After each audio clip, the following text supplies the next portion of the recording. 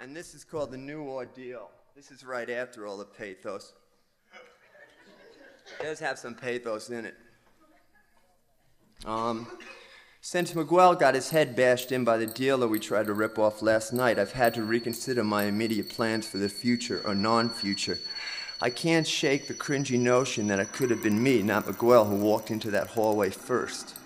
So this morning I popped over to the drug emporium of Avenue C, scored 6 bags, enough to last at least until tomorrow, and made a few phone calls. I called Stanley K., my old high school pal, and took him up on his offer to put in the word to his doctor, Papa, to put in the word for me at his resident hospital and vouchsafe me immediate passage onto the methadone program there.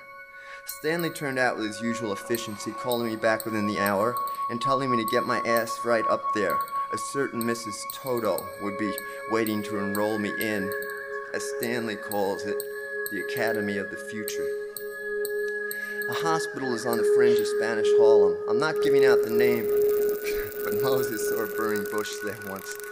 I think it was in the emergency room while he was waiting for treatment. I shouldn't joke, actually. This is a big break for me. I can't hack the bullshit in the streets anymore. The dope sucks lately and the dealers are worse. I can't live my life any longer on dealer's time, waiting in the sleet, passing through the street lights on Rivington Street, or swinging on the monkey bars in the Pitt Street Park, frozen in winter, my tongue stuck to the metal in anticipation. Waiting, always waiting for the man to arrive. He knows you're gonna wait. There's no alternative. So that's what I need, and that's all this will be. It's an alternative, something along the lines of stability and regularity. It's my only choice for my work. I need a consistency in my mood. If there's to be any consistency in my style, I can't consider to write always in the hollow flux of desperation and incipient terror. I try to cower in some facade of humor, hoping Aristotle was right, that humor will act as some catalyst to purify this tragic. But it can't go on. My body is broke. I'm shitting where I eat. Soon I'll be an outcast from the cat I took in off the street last week. He looks at me funny now.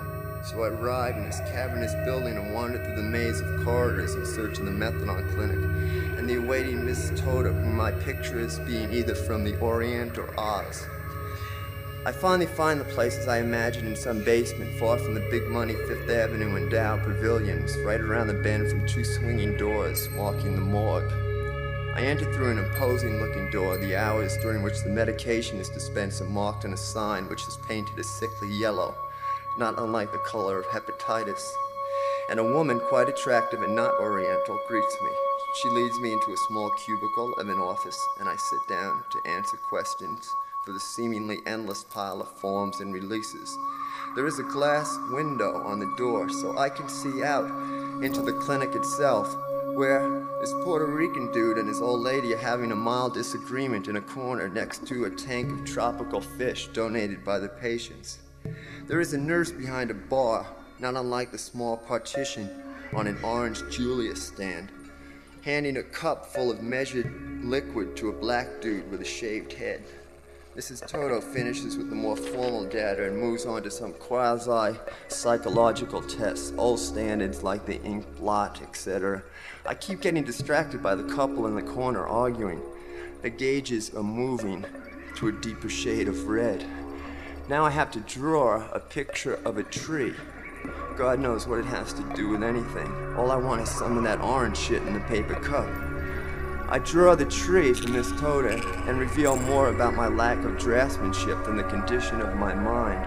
I draw totally barren of leaves, with dead-like branches twisted and gnawed like the fingers of some cartoon witch. I imagine they'll conclude from this that I am a sick, empty spirit. But it's just that from the first days of art class in the School of the Good Shepherd, I have never been able to draw a leafy tree. The barren trees of fall are always my specialty. The only thing the picture speaks of is the condition of my education. But the shrinks, prigs as they are, will not consider this point and will have a proper field day profiling me from a sketch of a fucking tree. I hand the drawing and a box of crayons back to Mrs. Tota, who is half standing and craning her neck to see out the window of the door into the clinic. It's heating up. I could hear as I turn these muffled screams. My God, it's the Puerto Rican couple.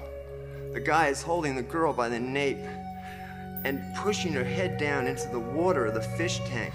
I see her face through the glass, her eyes like they're about to explode in the water, and he is not yielding a bit.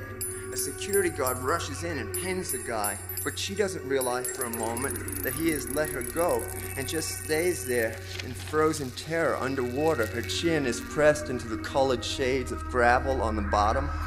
Guppies and black mollies are in panic and grouped in the corner, gyrating in what resembles some sort of mating ritual. There is a green fern sticking in the poor girl's ear like a rancid Q-tip. The nurse pulls her head out and a bob's swordtail slides from her hair onto the floor. I scoop it up and flip it back into the tank.